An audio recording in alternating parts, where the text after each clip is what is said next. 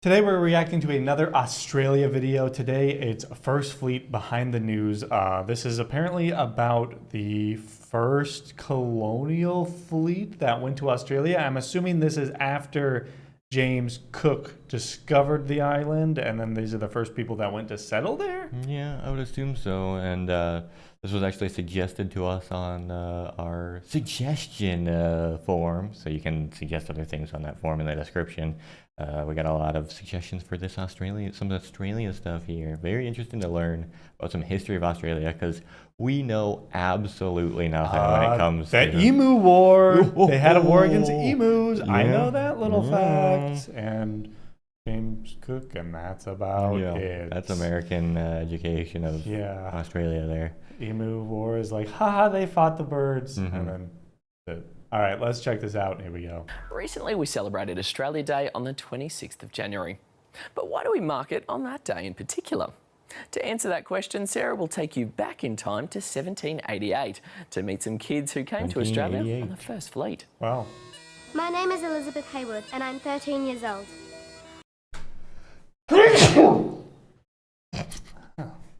Sorry, back to Elizabeth Hayward. First Fleet. My name is Elizabeth Haywood, and I'm 13 years old.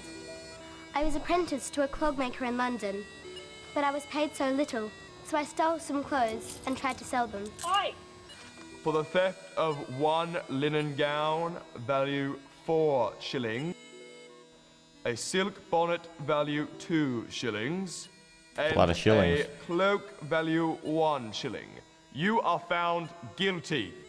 Oh boy. My name is John Hanson. I'm 9 years old. I've been an orphan Some of those like English punishments back in the day were crazy. Yeah. Like, Get the what was the one with the tar and the feathers? oh yeah, tar and feather. That was a big thing from the Revolution era. I mean, that's right in here. And then they'd have like one where they'd like hang you, and then they'd start. Ooh, I don't know. Since I can remember. I made a living by chimney sweeping. It was horrible work and dangerous too. In summertime, there's no use for sweeping, so I took to thieving to survive. For the theft of one pistol, value 5 shillings. And 2 aprons, value 2. So is this about like how they sent their prisoners to Australia and stuff like that? So all these little kids, are they sending little kids there? Or are they the kids acting adults? Yeah, I don't know, because this seems like it's like based off, it's like YouTube for kids. Like there's no comments on this video, I think. So maybe it's just like a kids program for it. But still, it's possible, because they're saying, it's not like they're saying an age of someone older, and they're clearly not. Yeah. So. Shillings. You are found guilty. Ah, nuts. Oh man. In London in the 1700s, jails Okay, were those are full definitely of people supposed to be like adults. Elizabeth and John. Poor, hungry, unwanted. People who stole to survive. The city's population had exploded, Look at and that mass city. poverty had led to a rise in crime. You are sentenced to death by hanging. England's laws were really, really harsh. Stealing something could land you with a death sentence. But they couldn't hang everyone. And with the jails full, there was the problem of what to do with all the criminals. Oh, we kind of know a little bit about the history of being sent to a different place. Is that not what Donald Trump's doing right now? Some of the criminals, he's trying to send them to a different country. I mean. One solution was transportation. Britain had colonies in Africa and America where it sent criminals. But then the American colonies in Interesting. And is that like Senegal or something? Weird. They actually sent them. Did they go around here up into Hudson Bay to drop them off in the wilderness? That's crazy. Oh man. Africa and America where it sent criminals. They just go from being in this like, what they said, super overpopulated, booming city to just out in the middle of nowhere. Just the woods. Imagine if it was up here, there'd be like polar bears and stuff. But then the Americans rose up against the English, so that was no longer an option. So the government decided to set up a new penal colony in a land called New South Wales, claimed for England New by South Wales Captain was the Cook in first. 1770. John Hudson. Are you kidding me? Claim- Imagine actually sailing on a small Decided to boat set up a new dressed penal like colony this guy. in the land Yeah. called New South Wales. Claimed for England by Just being Captain dressed Cook like in that. 1770. On a dang John expedition. Hudson, you are sentenced to transportation across the seas Why didn't you just wear like a t-shirt and some shorts, dude? Easier, for a easier. period of 7 years. Ooh. 11 ships were prepared for the voyage to New South Wales. 6 would transport convicts. They were the Alexander, the Friendship, the Charlotte, the Lady Penrhyn, the Prince of Wales, and the Scarborough. Then there were 2 Navy ships and 3 ships full of the supplies that they'd need to build a new colony. The whole thing. Captain Arthur Phillip was chosen to lead that colony. He knew it was an important job and that one day New South Wales could be great. The sanguine might form expectations, extraordinary consequences, and be justified in some degree by the reflection that from smaller and not more respectable beginnings, powerful empires have frequently arisen.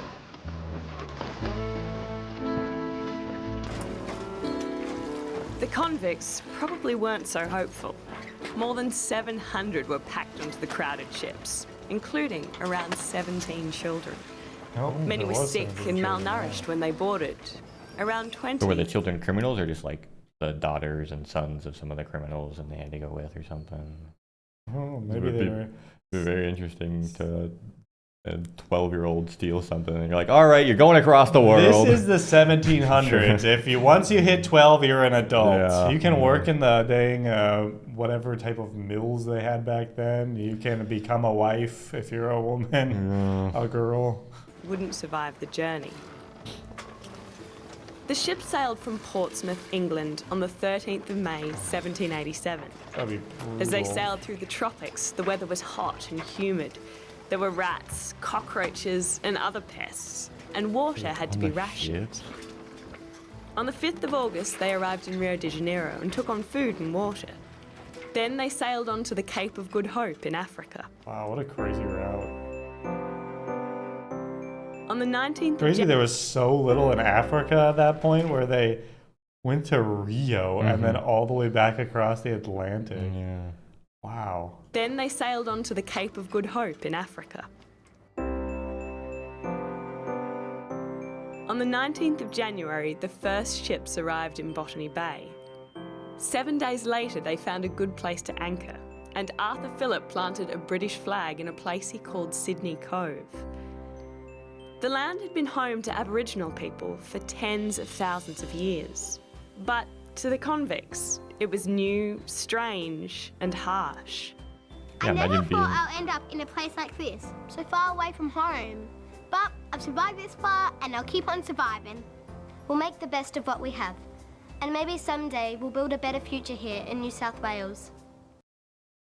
Oh, that's again. done. Yeah, but what I was gonna say is imagine being that, like you're just on a ship knowing you're going to a foreign land and it takes however long we it can was, I don't pass. know. Did they say Arthur exactly how long? sailed on to the Cape of Good Hope in Yeah. Africa. Oh. So for a few months there, okay, it didn't, but we know they said September is the day, or no, January?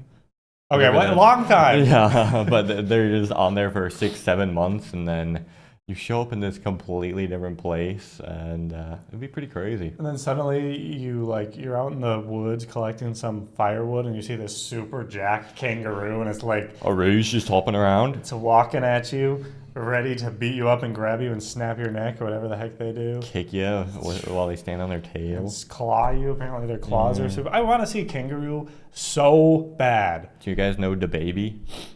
He's a famous kangaroo from America. I don't know if you knew him, Yeah. but that's a really informational video. I really like learning things like this, the history of a place like Australia, which everybody in America likes Australia, but we don't know anything about it. No, there was a lot of other suggestions for different history videos by the person who sent this one. So thank you for that. We'll be checking out some more of them, I'm sure.